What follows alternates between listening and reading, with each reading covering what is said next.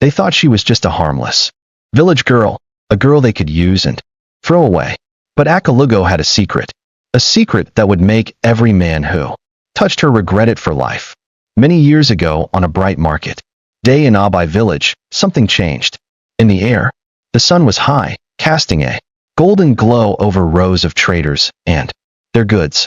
Women knelt on mats, arranging kava and yams with practiced hands. Men haggled over calabashes of palm wine, their laughter rising above the hum of the crowd. Children darted between stalls, playing chase, their giggles echoing through the open space. Then she came. Akalugo. She stepped into view at the village entrance, and in that instant the noise softened, movement slowed, and all eyes turned. She wore a faded yellow wrapper tied neatly and carried just one small bag. What made people stop and stare wasn't her simple clothes or her quiet steps. It was her beauty, the kind of beauty that made old men straighten their backs, made women squint with suspicion, and made young boys forget the names of their girlfriends. She was too beautiful to be real, too quiet to be safe, too calm to be clean. And she was back in Abai. After the sudden death of her husband, Chief Obaro, the wealthiest man in the city, the same man who had taken her from the village 6 years ago, built her a mansion in the center of Abai city, and given her everything: cars, gold, lands, staff. Now, Chief Obaro was dead. And Akalugo? She had returned to where it all began, in the city marketplace where she had once sold ground pepper under a leaking umbrella. But this time, she didn't come to sell anything. She came to remind them of what they had forgotten. Abai stood still. The city men whispered, "That's the girl who married the chief." The women sneered. "She poisoned him. Look at her face." No tears. But Akalugo kept walking. Past the stalls. Past the shocked faces. Past the spot where a girl had once begged for coins. She looked different now. Still poor in dress, but rich in posture. Her back straight. Her eyes cold. She stopped in front of the old palm wine seller. He looked up at her and dropped his gourd. "Akalugo," he gasped. "You shouldn't be here. It's not safe. They will come for you now." She smiled. But it wasn't warm. It was the kind of smile that says, "Let them come." Later that evening, she arrived at the gate of the massive mansion Chief Obaro left behind.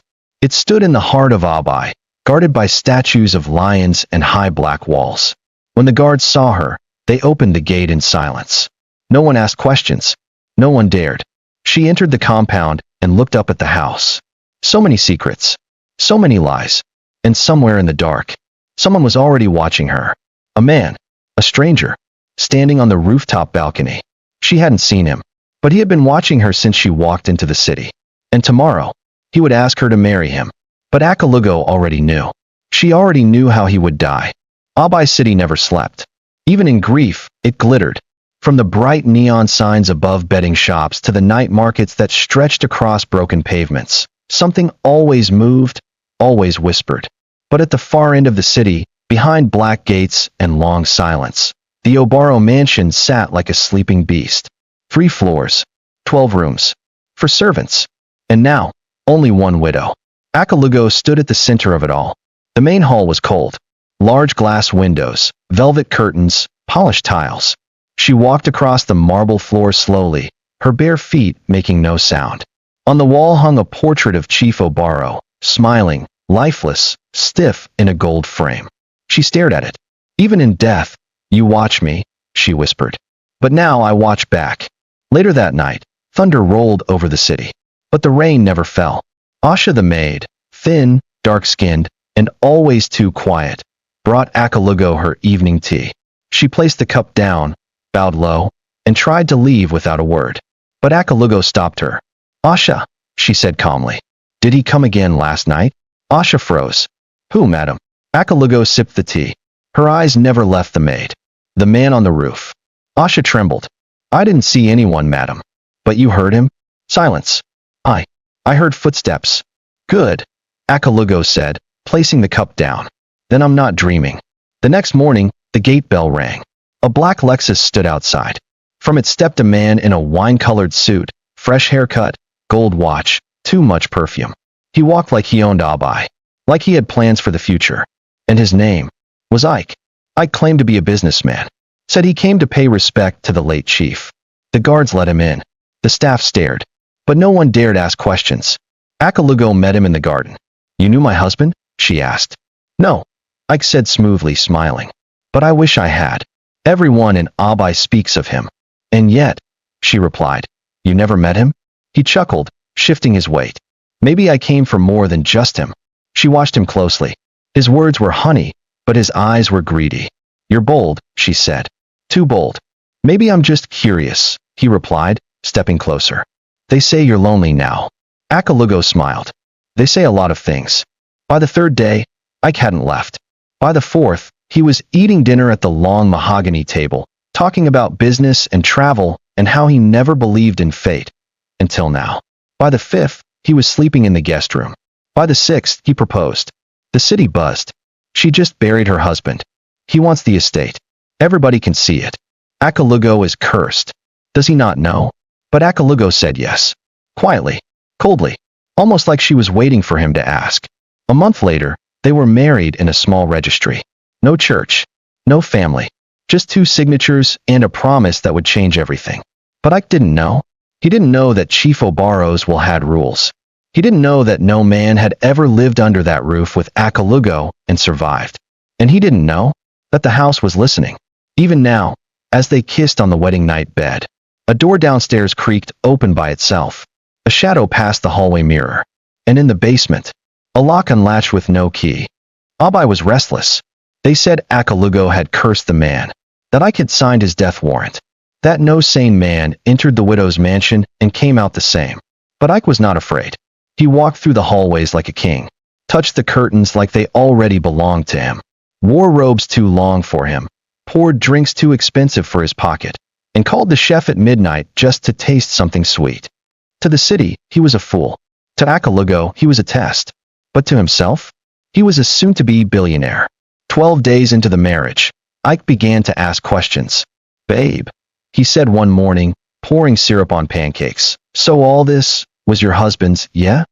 Akalugo sipped her black coffee. Yes. And the bank accounts? Yes. And the cars, the land, the oil shares? She looked at him. All mine now.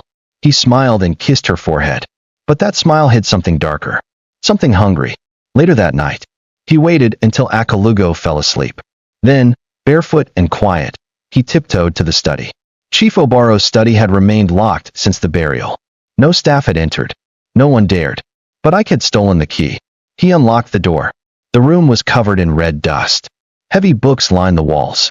2 ashtrays, still full. A globe stood in the corner, but the countries were marked in blood-red ink. Ike found a safe behind a painting. He pulled out the will. He didn't read it all, just the parts that mattered. And what he saw made his heart stop. Clause 16. In the event that my wife remarries, all physical and financial assets shall be frozen until her new husband is vetted and approved by the elders of Abai. Clause 17. If the husband is found unworthy, the estate reverts back to my lineage. The widow forfeits all. Ike blinked. What the hell does that mean? He read again. Vetted and approved by the elders. But no elders had been told. No approval was sought. The marriage was a secret one. Legal, yes, but traditional? Invalid. That meant the fortune wasn't his. Not yet. He slammed the book shut. He had to act fast. The next morning, I called a lawyer in Lagos. Told him to prepare asset transfer papers, quietly. He also opened a new bank account in a fake name. He planned to drain the estate before anyone noticed. Sell off the land. Liquidate the stocks. Then vanish. But Akalugo was already watching. That night at dinner, she said nothing. She just served him pounded yam and oha soup. Then she watched him eat. He looked up halfway through the meal and laughed. You're staring at me again, he said. Am I? She replied. You know, he continued, licking soup off his thumb. When I'm rich enough, I'll take you away from here. A new life. Somewhere fresh. She smiled faintly. Why do you think I'd want a new life? Ike laughed again. Because Abai is cursed. She paused. Not Abai, she whispered. This house. Ike frowned. What? She leaned closer. This house doesn't forget, Ike. It sees what you're doing. What you're planning. He dropped his spoon. What are you talking about? But Akalugo just stood and walked away, leaving him alone with his soup. His thoughts. and the cold draft that had suddenly entered the room.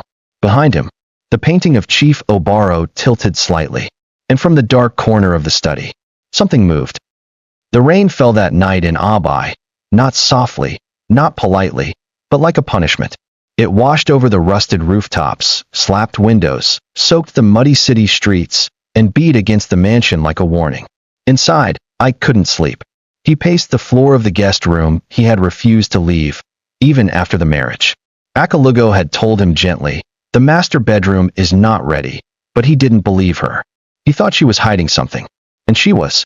Earlier that day, after she left him alone with his soup, Ike had snuck into the study again. This time, not to read the will, but to take it. He folded the pages and slipped them into a brown envelope. But as he turned to leave, he noticed something strange. The safe. It was still open. He was sure he had locked it the first time. Inside was nothing but a single small box. Curious, he picked it up. It was heavy, metallic, black, no keyhole, no buttons, just a strange engraving on top.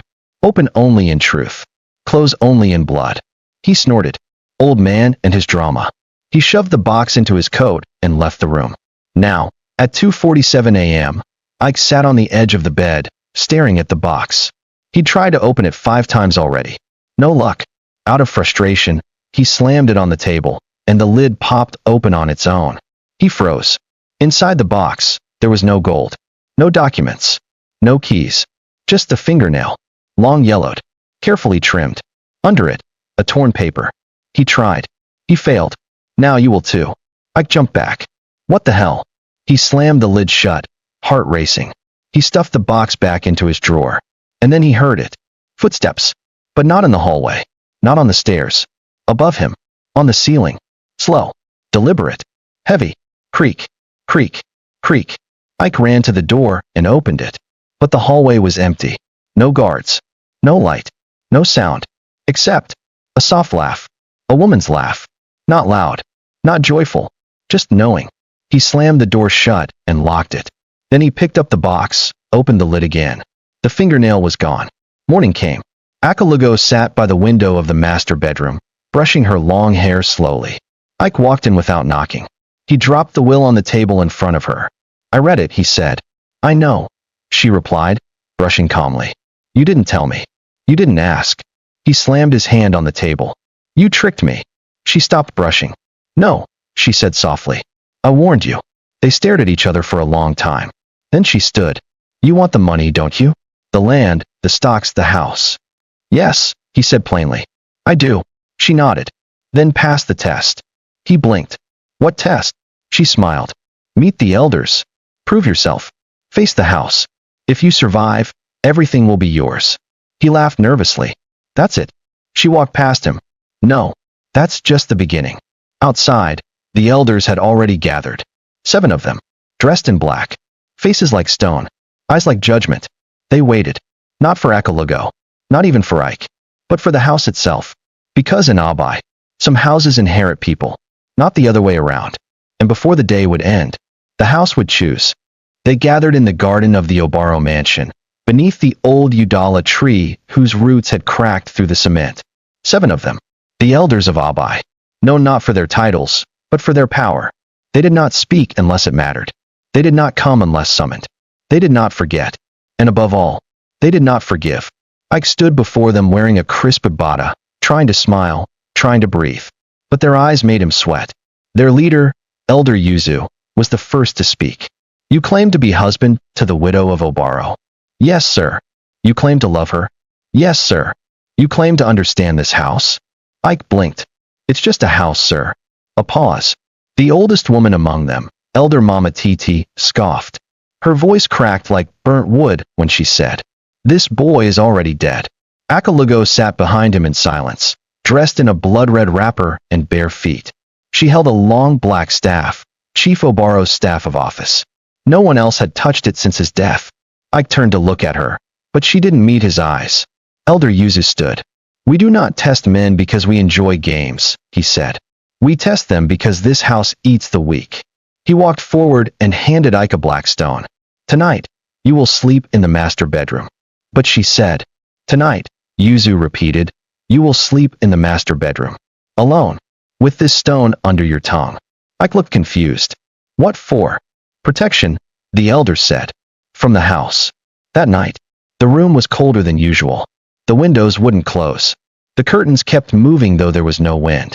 Ike sat on the bed, clutching the black stone, scared to put it in his mouth, but too scared not to. Finally, he did. The taste was bitter, metallic, like old blood. He lay down and tried to sleep, but sleep would not come. Instead, he saw shadows crawling across the ceiling. He heard Chief Obaro's voice, whispering, laughing, breathing in his ear. He turned on the lamp. It flickered, then exploded. Darkness swallowed the room. Midnight struck, and from the far corner of the room, the closet door creaked open. Ike sat up, heart pounding. He opened his mouth to scream, but the stone was gone. Vanished. He reached for his phone, dead. The light from the hallway came on suddenly, but no one was there. And then he saw her. A woman, standing in the doorway. But it wasn't Akalugo. No. This woman wore an old, torn wedding gown. Her face was bruised. Her eyes were hollow. Her lips moved slowly. He tried to. Then she vanished. Ike screamed. Morning came. He was found lying on the floor, cold, shaking, foam at his mouth. The elders stood around him like vultures. He failed, Mama Titi said, spitting on the floor. Elder Yuzu turned to Akalugo. Shall we call the police? She smiled faintly. No. He's still alive. Ike groaned, opening one eye. But what he saw next chilled his soul. Akalugo knelt beside him and whispered, Welcome to your inheritance, my love. Then she walked away barefoot, back into the house.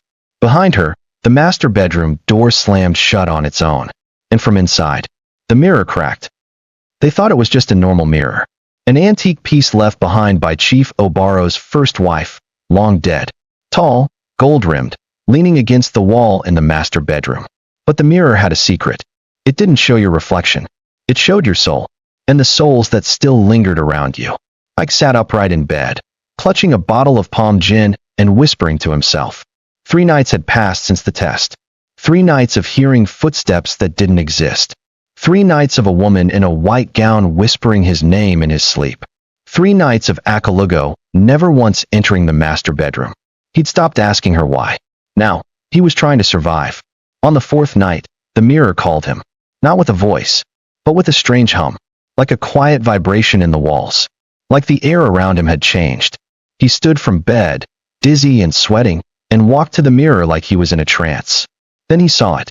His face. But not his face. There were 3 versions of himself standing in the glass. One smiling, wearing the same abaya from their wedding day, face full of pride. 2, one crying, dressed in white boxers, blood trailing down his chest, eyes swollen. 3, and the last, dead, wearing a burial shroud, face pale, mouth open in a silent scream. A small stone sticking out of his tongue. Ike stumbled back. No, but the mirror didn't care. It was showing him the truth. Suddenly, behind the versions of himself, he saw Akalugo, standing calm, holding a baby. The baby had no face. Ike fell to his knees, shaking, and then, the mirror cracked. Morning came. The servants found him sleeping on the cold floor, mumbling Akalugo's name over and over again. They cleaned the room, covered the mirror with a white cloth, and called a doctor from the city. But no medicine helped. No prayer worked. He wouldn't eat, wouldn't bathe, wouldn't talk to anyone except one man. Baba Enchido, the oldest traditional priest in Abai. Baba Enchido arrived with cowries in his pouch and ashes on his tongue. He sat before Ike, watching him silently. Then he spoke. You entered the house uninvited. Ike groaned. I'm her husband. You married the woman, Baba said. Not the house. Ike tried to laugh, but it came out like a cough. I just wanted the inheritance, he said quietly. Baba Enchido stood. Then the inheritance you shall have. He dropped a cowrie on the floor. It landed face up, white side showing. Baba's eyes narrowed. She's not the cursed one, he said softly. Ike frowned. What? She is not the cursed one. You are. That night, Ike went back to the mirror. This time, to break it. He grabbed a hammer from the tool shed. He climbed the stairs in the dark. He opened the bedroom door slowly.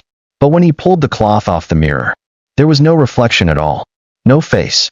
No shadow. No light. Just a long tunnel of darkness. And from deep inside it, he heard Chief Obaro's voice. I told her to feed you well. I want you fat. For the house. Ike screamed and smashed the mirror with the hammer. But it didn't break.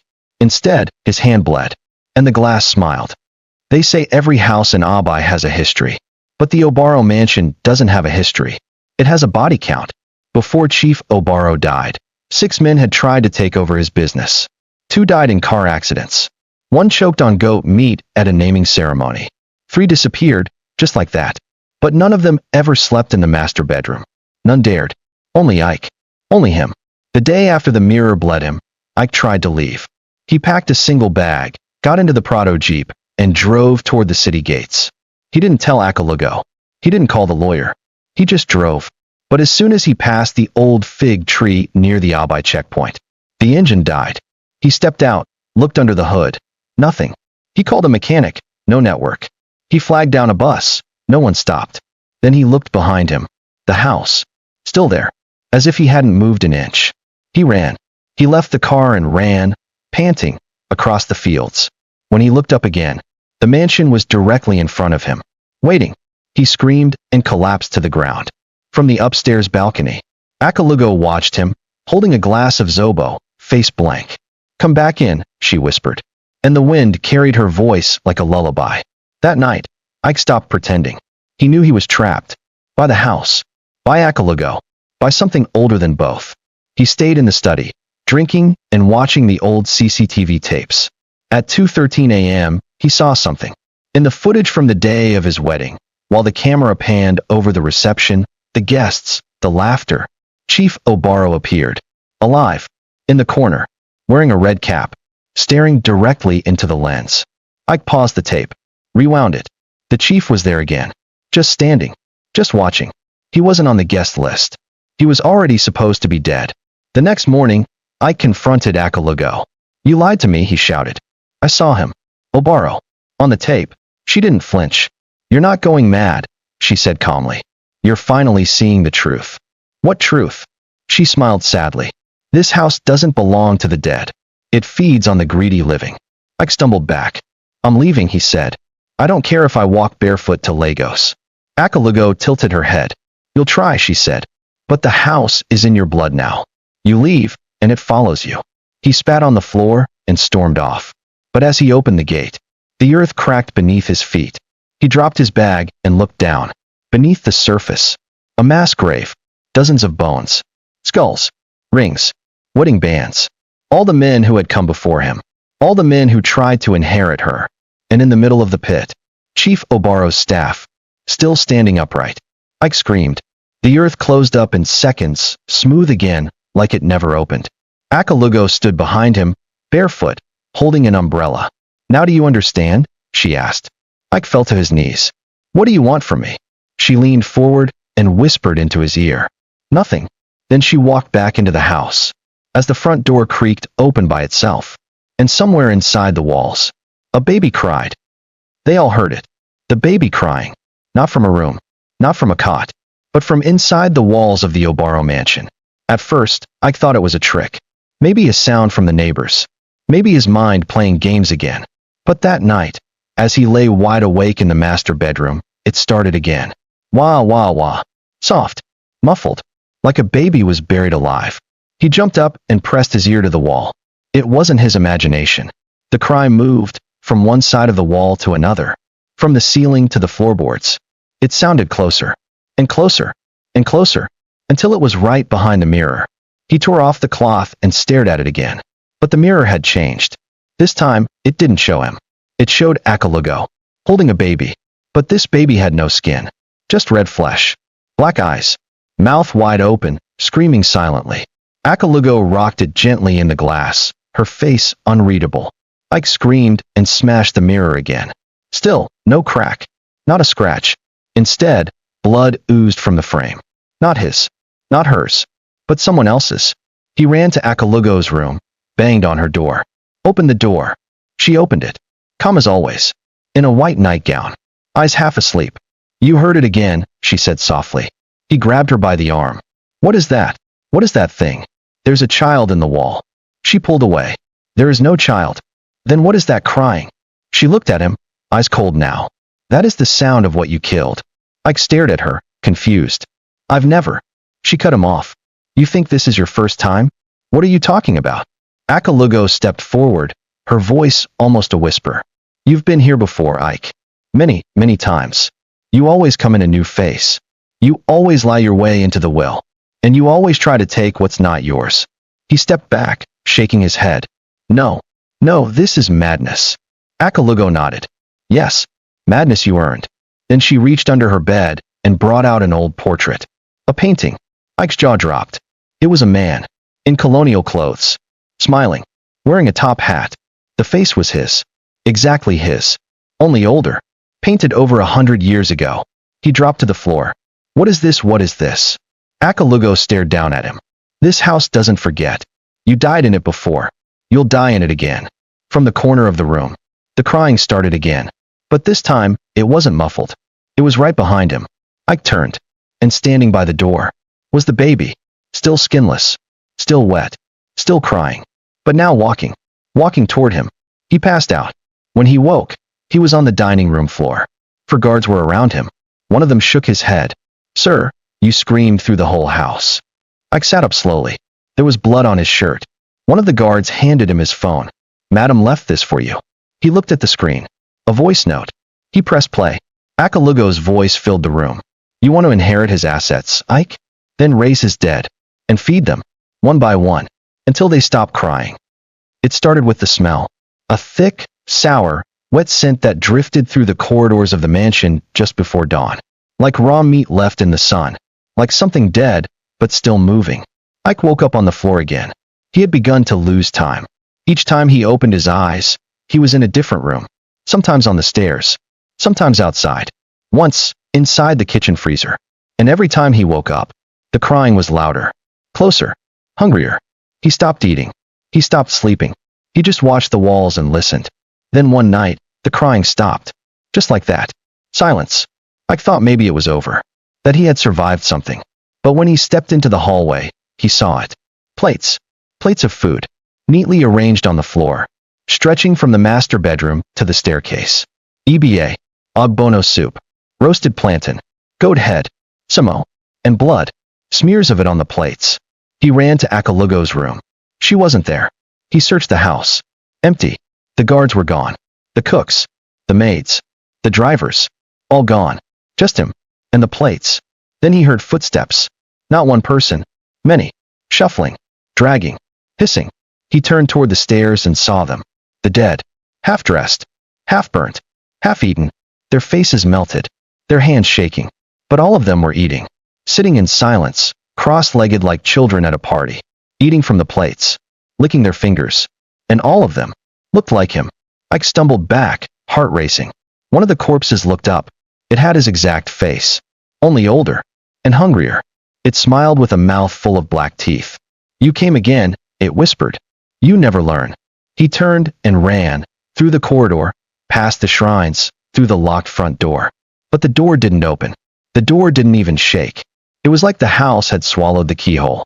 He pounded on it, screaming. And then he heard her behind him. Akalugo, barefoot, in her wrapper, holding the baby. But now the baby had his face. Eyes swollen, mouth wide. The baby cried. Ike screamed. And the dead around him clapped slowly. One after the other. Clap, clap, clap, until the sound echoed through the mansion like a thunderstorm. Akalugo walked past him and placed the baby on the last plate of food. Then she turned to him. You wanted the inheritance, she whispered. He nodded, eyes wet with fear. Then feed them, she said, until the crying stops, or you become the next one on the plate. And just like that, they vanished.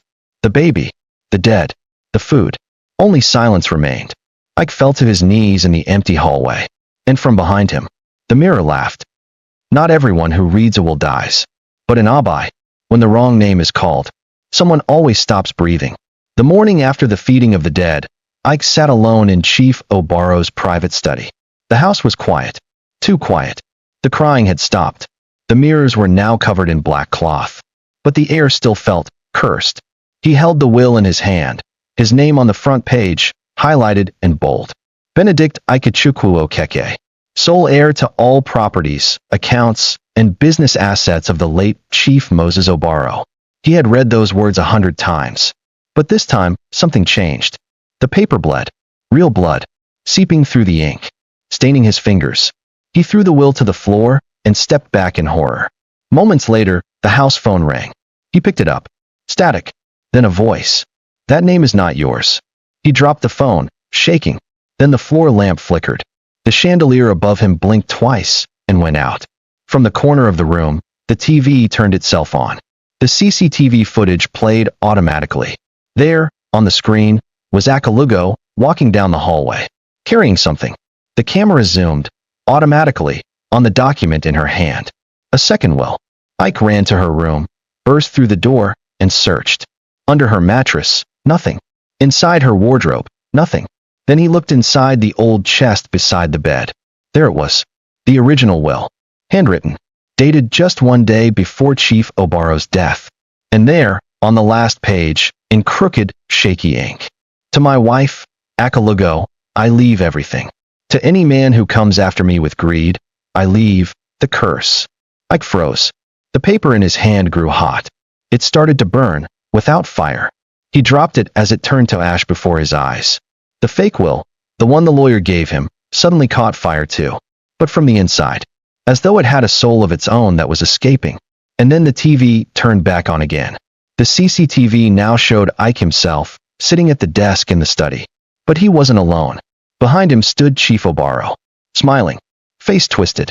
Holding a knife. Ike turned in real life. No one was behind him. He turned back to the TV.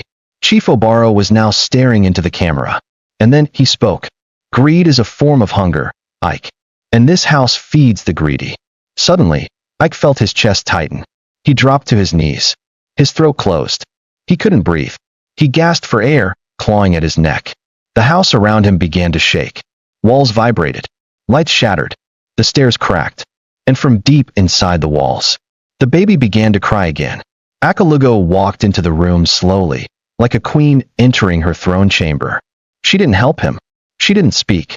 She just sat down and began to eat, softly, with her hands, as the man who tried to steal what wasn't his, gasped for air, and learned what it meant to have your name written on a will by the dead. Every curse has a gatekeeper, someone who knows but stays silent. In Abai, that person was Barrister Akanum. The first time Barrister Akanum met Akalugo, he was still a young, hopeful lawyer. He had come to Abai from the city, fresh from law school, with big dreams of property, power, and clean contracts. But that was before he walked into the Obaro estate. Before he saw the first will. The real one. That will wasn't typed. It wasn't notarized.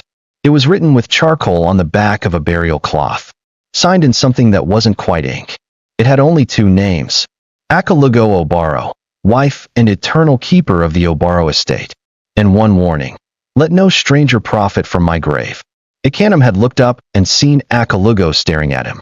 Don't pretend you didn't read it, she said softly. I did, he replied. Then forget you saw it. And that was the beginning of his silence. Years passed. The fake will was typed and signed, under pressure from the chief before his final sickness. Akanum had warned him. This is illegal. Akalugo will fight it. But Chief Obaro had coughed, laughed, and said, let the next man suffer. She already had my love. Let her keep the curse too. And with that, he died. But the moment Ike entered the house and claimed the estate, Akanum felt the air shift. He began to dream again. The dreams he thought had ended. Dead men knocking at his door. Akalugo with her eyes stitched shut. Ike's face on a corpse swinging from a mango tree. He couldn't sleep. He couldn't eat. So he returned to Abai. He didn't tell anyone. He just took his car and drove into the city where men disappear without headlines. When he arrived at the mansion, the gate opened on its own. There were no guards. No dogs. No sound. He stepped out of the car and called for Akalugo. No reply. He entered the main hall. The walls were wet. Not with water. With something thicker. He touched it with his hand. It smelled like iron. Then he heard his name, soft, from the corridor. Akanum. He turned. There she was. Akalugo. Wearing red. Barefoot. Holding the child again. But the child wasn't crying anymore. The child was now smiling. And Akanum collapsed. He woke up in the courtroom. Empty. Just him, a desk, and the original will in front of him. Akalugo was sitting across from him. Read it, she said. I remember it, he whispered. Read it out loud. He did. and as he read the words, each line peeled itself off the page and crawled across the room like shadows. When he finished, she looked at him. Now, barrister. Who owns the Obaro estate? He swallowed. You do. She nodded. Then why did you lie? He couldn't answer. The baby looked up at him and said, in a voice like the chief's, You made a deal with the dead, lawyer. Now sign it in your own blood. He screamed. Suddenly, he was back in his car, sweating, breathing hard, the mansion behind him silent. But his hands were covered in dry blood, and in the seat beside him was the charcoal-written will, still fresh. He sped out of Abai, never looked back.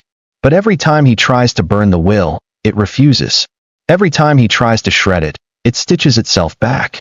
He hasn't slept in 3 days, because every time he closes his eyes, he sees Ike at the window, staring at him, smiling. And behind him, Akalugo is feeding the baby with something that looks like human teeth. Not every coffin is in the ground. Some wait in bedrooms. Some wait with their lids open. Some wait for you.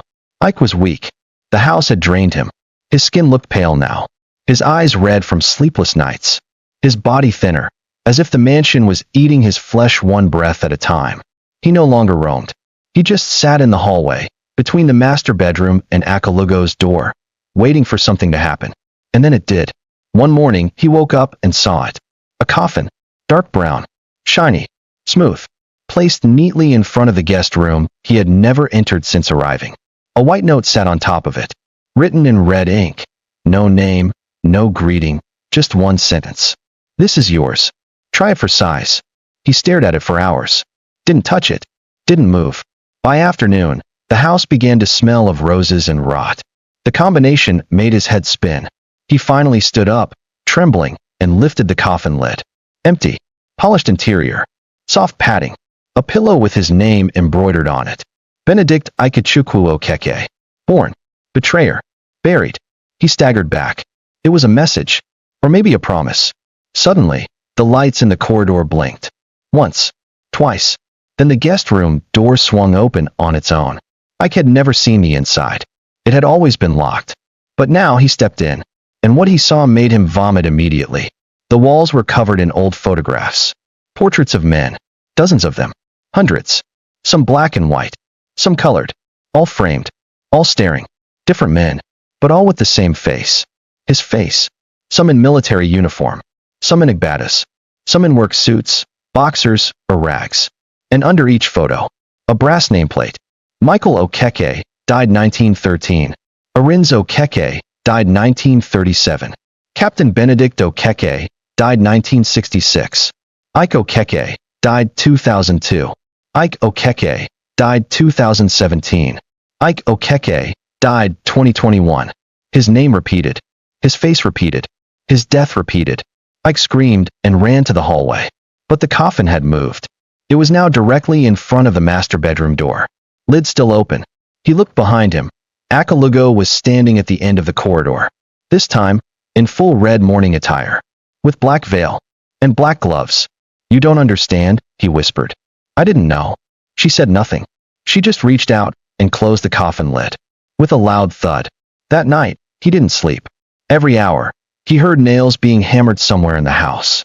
Tap, tap, tap. The sound of a coffin being sealed. When morning came, he found the note again, in front of the mirror this time. The will gave you the house, but it never said you'd live in it. And underneath, scratched into the glass with something sharp. One day, the guest room will hang your photo too. I tried to leave. He ran to the garage, started the SUV. The gates didn't open. Instead, the fuel gauge suddenly dropped to empty. Though it was full just an hour ago. The tires hissed and burst.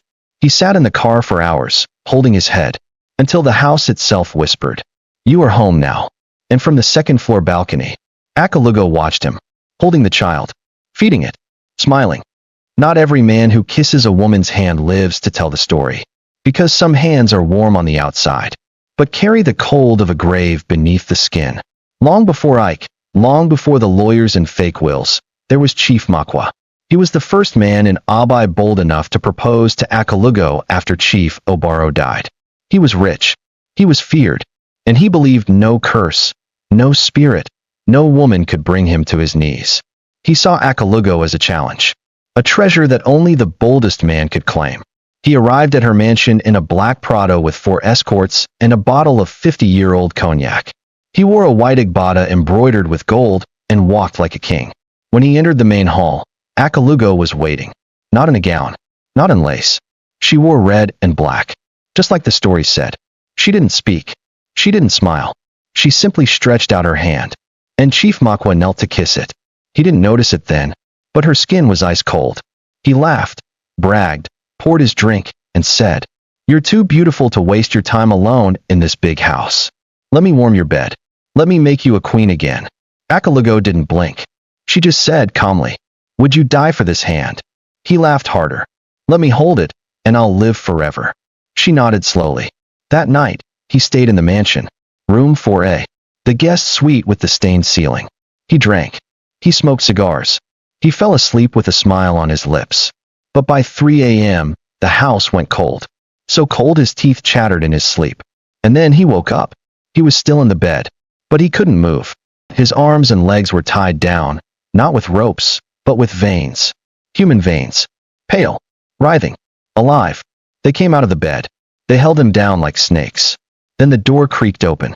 Akalugo walked in. Still barefoot. Still wearing red. Behind her, the baby floated. Yes, floated. Its feet never touched the ground. Its eyes were black now. No white. And it kept smiling. Chief Makwa screamed. No one heard him. Akalugo sat beside him and stretched her hand out again. He cried. She whispered, "You said you'd live forever. Let me help you." Then she placed her hand on his chest and pushed it through, like her fingers were made of smoke and knives. Blood sprayed across the sheets. The veins pulled tighter. The room shook, and Chief Makwa's body went cold. But his mouth stayed open, screaming, even in death. The next morning, his Prado was still in the driveway. Empty. The guards were gone. No one ever saw them again. But inside room 4A, on the stained ceiling, was a handprint, pressed deep into the cement. The staff refused to touch it. They sealed the room. But sometimes at night, the walls of the room leaked brandy. And laughter. Years passed. Now Ike had arrived. And he too had kissed that hand. But unlike Chief Makwa, Ike had married it. Late one night, Ike walked past room 4A. The door was open. The air smelled of cigar smoke and blood. He peered in, and saw Chief Makwa sitting on the bed, half of his face missing. He turned, smiled, and raised a glass. "She's yours now," he said. "Good luck surviving her." Ike ran, but the laughter followed him. And from the end of the corridor, Akalugo stood silently, her hand stretched toward him, waiting. Again. Some houses creak. Some houses groan.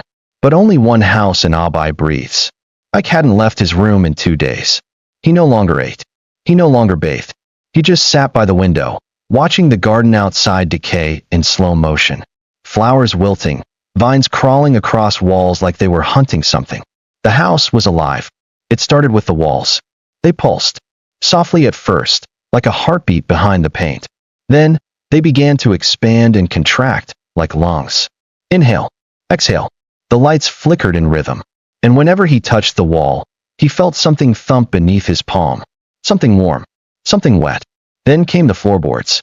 They groaned, yes. But not like old wood. They whimpered. At night, they whispered names. Makwa. Ike. Ikanum. Obaro. I tried to plug his ears. He even screamed over it. But the names kept coming. Soft. Gentle. Like a lullaby sung by a corpse. On the third night, he ran to the front door. He unlocked it. Finally, it opened. But instead of the city street outside, he saw the mansion again. Same hallway. Same lights.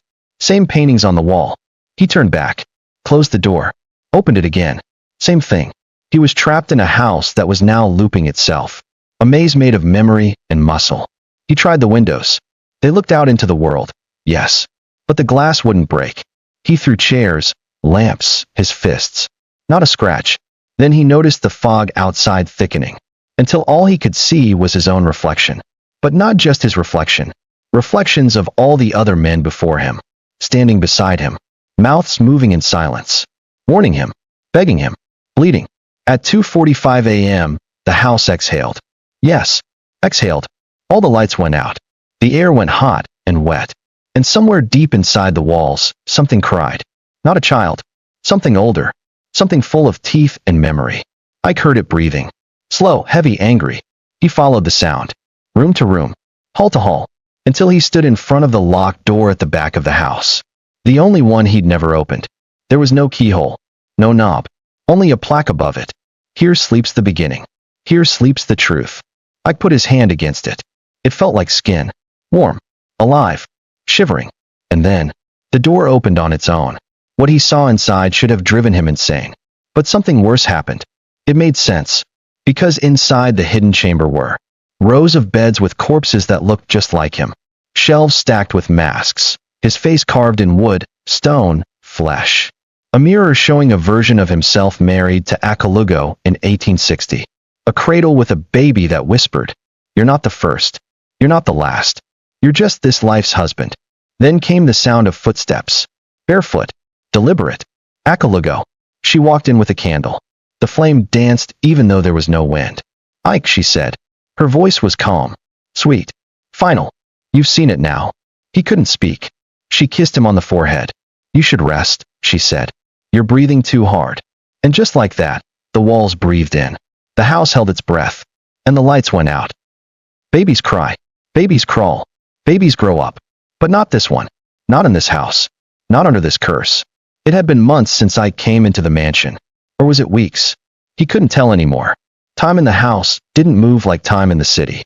There were no clocks, only shadows. No calendars, only memories. And no nights.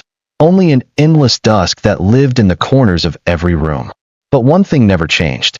The baby. She called him Nana. But Ike never saw him crawl. Never saw him cry. Never saw him age. He stayed the same. Wrapped in white cloth, soft skin, wide eyes, and a smile that always seemed just a bit too knowing. Sometimes Ike swore the baby was watching him while he slept. Other times, he knew he was. One evening, Ike woke up sweating. He had dreamt of holding the baby. But when he opened his eyes, he was holding it for real. The baby was in his arms, eyes wide open, face inches from his. Staring, not blinking. Ike jumped, dropped the baby, but before it hit the floor, it vanished in midair. And a second later, Akalugo appeared at the door. In the same wrapper she'd worn on the first day they met. She said nothing, just walked over to him. And slapped him. Not with anger. With warning. From that day, the baby started appearing everywhere. Inside the bathroom mirror. On the stairs at 3 a.m. Inside the fridge. Once, Ike opened the kitchen cabinet to grab salt, and found the baby sitting inside, blinking slowly. He screamed. The baby only laughed. And then, the whispers began. From the baby's mouth. But not in a baby's voice. Sometimes it sounded like an old man. Other times, a weeping woman. Once, it whispered to Ike in the exact voice of his dead mother. "This is what you chose, my son. For land and money. You married death." Ike tried to burn the baby's room. He poured kerosene, lit a match. The flame died instantly. No smoke. No fire. Only the baby's laughter. It echoed through the vents. All night. The next morning, he walked down the corridor. All the portraits on the walls were gone. In their place, photos of the baby. Dozens of them. Different poses. Same face. Same wide eyes. And under each frame, the same engraving. Nana Okeke, still here. Later that week, he entered the living room and found Akalugo rocking the baby in a wooden chair. She was singing an old lullaby Ike had never heard before, in a language he didn't recognize. The baby's eyes were closed. For the first time, he looked peaceful. So Ike whispered, "Is he really yours?" Akalugo stopped rocking. She stared straight ahead and said, "Yes, in every life. I give birth to him, and every man tries to take him." She turned slowly to look at Ike. "He always stays a baby, because men like you never live long enough to raise him." Ike froze. She smiled, then stood, and gently placed the baby in his arms. As soon as she did, Ike's hands began to bleed. Tiny cuts, like claws, ripping through his palms. The baby looked up, and grinned. He dropped him, ran, screamed. But the house only echoed the baby's giggles through every wall. That night, there was a new portrait in the hallway. A fresh frame. A fresh engraving. Ike Okeke tried to father what wasn't his. And below it, a bloody handprint in baby size. Some people fear what they see in the dark. But Ike? He feared his reflection. Because the man staring back at him from the mirror wasn't him anymore. It began with the bathroom mirror. One morning, Ike walked in to brush his teeth. He flipped on the light, leaned in, and paused. The man in the mirror didn't blink when he did, didn't smile when he smiled. In fact, the man in the mirror was smiling all by himself. That smile, crooked, knowing, sick. Ike blinked hard, still smiling, still staring, still Ike's face, but not Ike's soul. The mirror. Ike leaned closer, lifted his hand, but in reverse, not the way a reflection should move. He touched the glass. Ike stumbled back. The hand on the other side? It left a mark, a handprint, black, greasy, and warm like sweat from something that shouldn't exist. That day, all the mirrors in the house turned strange. The one in the hallway? It showed Ike with blood dripping from his mouth. The one in the bedroom? It showed Akka Lugo sleeping beside a skeleton. The one in the kitchen? It didn't show Ike at all, only the baby, alone, blinking. So Ike broke every mirror he could find, smashed them with chairs, bottles, even his fists. Blood everywhere. But the reflections didn't stop, because now, they appeared in the shadows, in the floor tiles, even in the water. One day, while bathing, he closed his eyes. For 5 seconds. When he opened them, he was in the mirror. Yes, inside it, looking out. And the real Ike wasn't there anymore. The man outside, the one brushing his teeth, smiled back at him. I'm free now, Mirror, Ike whispered. But you, he tapped the other side of the glass. You belong to her. And then he walked away, left Ike trapped inside. In that moment, something clicked. The house wasn't just haunted. The curse wasn't just about ghosts. It was a cycle, a trap that fed on men like him. Akka Lugo didn't just marry men. She replaced them. She caged their souls in places they could never escape. Beds, mirrors, walls, windows. Every part of the mansion was a prison for the past. Now, Ike's voice didn't work, but his thoughts did. He screamed them in silence. He begged. He punched the inside of the mirror. But the glass never cracked from his side. And then, she came in. Akka Lugo. She looked right into the mirror. Right into him. And for the first time, she looked sorry. She touched the glass and whispered, I never wanted this for you. But the house chooses who stays. Then she kissed the glass. And Ike felt it. Cold. Soft. Eternal. Then, from behind her, another man walked in. Younger. Taller. Wearing a suit. Akka Lugo turned and smiled. Ike, meet your replacement, she said softly. He just signed the marriage papers. And from inside the mirror, Ike screamed. But no sound came out. Only fog. The same fog that once rolled in through the windows of Abai. Now trapped inside the glass forever. The baby crawled into the room, sat in front of the mirror, and stared at Ike, smiling. Every man comes to Akka Lugo's house with a purpose. Some want her love. Some want her land. Some just want a taste of her beauty. But this one, he came for the will. And he should have left before the tea got cold. His name was Barrister Ibube Oniki. From the city. Sharp suit. Clean glasses. Expensive pen. He spoke fast. Walked faster. Thought he was smarter than everyone. He'd been hired to help Ike claim Akka Lugo's late husband's properties. But Ike was no longer answering his calls. So, as any greedy lawyer would, Ibube came to Abai himself. To settle matters. The house didn't scare him at first. He laughed at the peeling walls. Smirked at the thick curtains. Rolled his eyes at the cold draft. This place is a joke, he whispered to himself as he walked in. The house heard that. Akka Lugo welcomed him with her usual soft smile. I was expecting you, she said. He found that odd. She already had tea on the table. Peppermint and lemon. His favorite combination. I have your file, she added, tapping a brown envelope. Ibube looked at the envelope, then at her. How did you know I was coming, he asked. She smiled again, wider this time. Because they all do. They sat down. Tea was poured. Ibube opened his laptop, pulled out forms, started talking legal grammar. But every time he looked up, Akka Lugo was closer. Without moving. Just closer. At first, she was across the table. Then at the corner. Then right behind him. The room felt too quiet. No fan. No AC. No clock. Only the click of his mouse. And the drip of a tap that wasn't there. And then, the laughter. Childlike. Soft. Echoing from inside the walls. Ibube stood up. What was that, he asked. Akka Lugo didn't blink. My son. He likes guests. Ibube chuckled nervously. There's a child in this house. Akka Lugo nodded slowly. He never grows. He just watches. And he doesn't like liars. Ibube tried to shake it off. This is nonsense, he muttered. But when he looked back at his laptop, The documents had changed. His legal drafts were gone, replaced by a single page. Handwritten. The words said, "You are now part of the inheritance." His name was already signed at the bottom. In his handwriting. He slammed the laptop shut. "I'm leaving," he said, grabbing his bag. But the bag wouldn't move. It was stuck to the chair. He pulled harder. The leather tore open, and blood spilled out. Ibube screamed. Akalugo didn't move. She sipped her tea and said softly, "The last lawyer bled too. But not this early." Ibube ran to the door. It opened. But outside wasn't Abai. It was the mirror corridor. Walls of glass stretching forever. Each mirror reflecting him, but in different forms. One with a noose around his neck. One covered in spiders. One holding a briefcase filled with human teeth. He turned to run back. But the door was gone. Only Akalugo's voice, behind him now. "You came for the will. Now you are the will." Inside the last mirror on the corridor, Ibube saw his own reflection, signing a paper with blood instead of ink. Smiling. The corridor lights dimmed, one by one, until all that was left was a cry, a baby's cry, and the whisper of the walls. Another one has signed. Abai village was once a peaceful place. Before the house arrived. Yes, arrived. Because the house didn't grow there. It didn't get built there.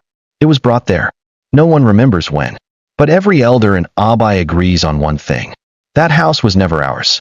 It sat at the edge of the city district, where the tarred road stopped and the dust began. Surrounded by silent trees. No birds. No breeze. Just that house. Looking like it was waiting for someone. Most buildings creak from old age. This one breathed. Its windows fogged. Its pipes moaned. Its floorboards sighed like lungs. They say if you pressed your ear to the wall, you could hear it whispering. Not in words, but in wants. And the one thing the house wanted was husbands. Because the house was more than just wood and brick. It was Akalugo. And Akalugo was the house. When her first husband died, he didn't really leave. His bones were buried under the tiles. His last heartbeat soaked into the living room rug. His memories smeared across the bathroom mirror like steam that never fades. And every man who came after joined him, one by one, until the house had a collection. Ike in the mirror. Barrister Ibube in the corridor of glass. The security man in the basement that never ends. The pastor in the prayer room where God never listens. Each one left something behind. A scream. A shadow. A fingerprint that would never wash off. Now, the house was fuller than ever. But also hungrier. Because every time a man died inside it, it grew. An extra corridor. A new locked room. A staircase that led nowhere yesterday, but led somewhere terrible today. And what about the baby? Ah yes, Nana. He didn't cry for food. He cried for new fathers. Each cry echoing through the city streets. Luring in broken men, greedy men, powerful men. Men who thought Akalugo was just a beautiful widow with a mansion and a secret smile. They all came. They all stayed. And the house married each one. Abai villagers whispered among themselves. Her house takes something from every man who walks in. The ones who survive come back, different. And the ones who never return. They didn't need to finish that sentence. Because no one had the courage to ask what happened inside the gates. One local boy once climbed the fence. He wanted to peek into the windows. When he looked inside, he saw hundreds of wedding rings arranged on the dining table. Each one glowing faintly. Each one whispering a different name. He ran and never came back. Not even to tell what else he saw. At the back of the house is a door no one ever opens. It has no knob. Just a keyhole. And a heartbeat. They say once a year, at midnight, the door opens by itself. And the house chooses a new groom. Even if he's outside. Even if he's sleeping. Even if he's already married. And if you listen closely, right before the house claims him, you'll hear Akalugo's voice through the wind. You're mine now. You belong to the house. You belong to me. Most people enter haunted houses. But he never entered. The house came for him. His name was Muna, a quiet real estate developer in Abai. He'd seen the mansion once, from afar. He'd told his assistant, that house should be torn down. I could build 10 flats on that land. He said it like a joke. But the house heard him. That night, something strange happened in his apartment. The walls started to sweat. Water leaked through light switches. The lights flickered, then glowed red. And Muna's phone began ringing. Over and over, though the screen was off. When he picked it up, he heard a baby crying. He threw the phone away. It started vibrating on the floor, dragging itself toward him like it was alive. The baby's cry turned into a whisper. "Come home, Daddy."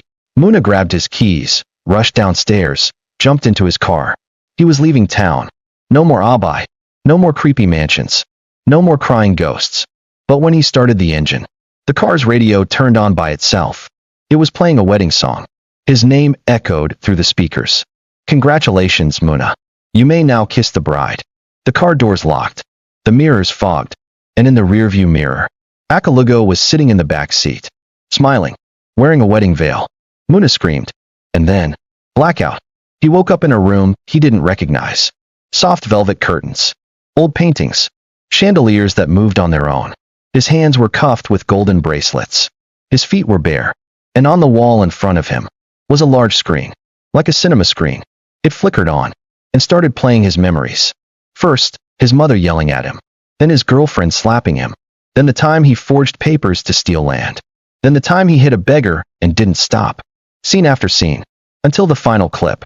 Him pointing at the mansion, saying, "I'll tear that place down." Then a voice filled the room. Akalugo's voice. "You judge the house. Now the house will judge you." The floor began to open. Underneath, a spiral staircase made of mirrors. Each mirror showed a different version of himself. One with no eyes. One with a burning body. One chained to a baby's crib, crying for mercy. He tried to run, but the walls were closing in literally. The room was shrinking, suffocating him. Then, just before the walls crushed his bones, a door opened by itself, and the baby crawled in, still in that old diaper, still holding a key. The baby looked at him and said, "Yes," said, with a man's voice. "Will you marry my mother now?" Muna wept. "Please let me go." But the baby only smiled, reached into its mouth, pulled out a golden ring, held it up. "Say yes." The walls stopped moving. The floor solidified. The lights steadied. Silence. And then, Muna said it. "Yes." The baby clapped. The house exhaled. Somewhere deep inside, another door unlocked. Another husband added to the registry. And somewhere in the corridor of glass, Ike screamed again. Another man trapped. Another soul married. But this time, something else happened. The baby didn't leave. He sat next to Muna, put his head on Muna's shoulder, and whispered, "You're my favorite one so far." They buried the file 3 months ago, closed the case, declared Akalugo's late husband legally dead, with no heirs, no surviving records, and no pending claim. All assets frozen. The mansion sealed on paper. The land value erased from the Abai City Registry. Done. Finished. But paper cannot seal a haunted truth. One Friday morning, in a quiet corner of the City Records Bureau, something happened. A clerk arrived early. Routine. Coffee in hand. Hangover eyes. Old RB humming in his throat. He walked to the archive room to do his usual check. And then he saw it. A brown file was sitting on the floor. Open. But this room had been locked all night. The label on the file? Ezekiel Okwosa, deceased. Status, finalized. The clerk frowned. He bent to pick it up, and that's when he noticed the ink inside. It was still wet. He flipped the file open. What he saw made him drop his coffee. There were new pages. Pages no one had added. With photos that had never been submitted. One of Barrister Abube sitting inside a glass hallway. One of Ike screaming into a cracked mirror. One of Muna asleep, wearing a wedding ring, his fingers tied to gold cuffs. And last, a photo of Akalugo smiling. Behind her stood a man with no face. A sticky note fell out from the file. It read, "This inheritance is still active. More signatures coming soon." Panic gripped the clerk. He ran to his superior's office. Told them what he saw. They laughed. Called him paranoid. Made him take a week off. But by Monday, that superior didn't show up to work. His wife said he left to inspect some mansion property on the outskirts of Abai. He never came back. And 2 days later, a new page appeared inside that same file. With his photo, eyes wide, mouth open, as if he died mid-scream. That's when someone in the bureau made a private call to a journalist. A city reporter named Amaka Okari. Known for exposing corrupt land deals. Known for not being afraid of the truth. She came quietly. Took the file. Read every page. Then she said, "I'm going to find this house." They tried to stop her. She smiled and replied, "Let's see if the house likes women." 2 weeks passed. She hasn't returned. But a new file arrived on her desk last night. Addressed to her name. No postmark. No courier. No fingerprints. Just one sentence written in blood-red ink. You're not his wife, Amaka. You're the next mother. Now the city's waking up. One by one, people are whispering again. That house is feeding. There's a list, and names are being added. Akalugo is not alone anymore. Somewhere deep inside the mansion, a nursery is being built. Not for Nana, but for twins. Yes, twins. And Akalugo? She's already started knitting little socks. Pink and blue.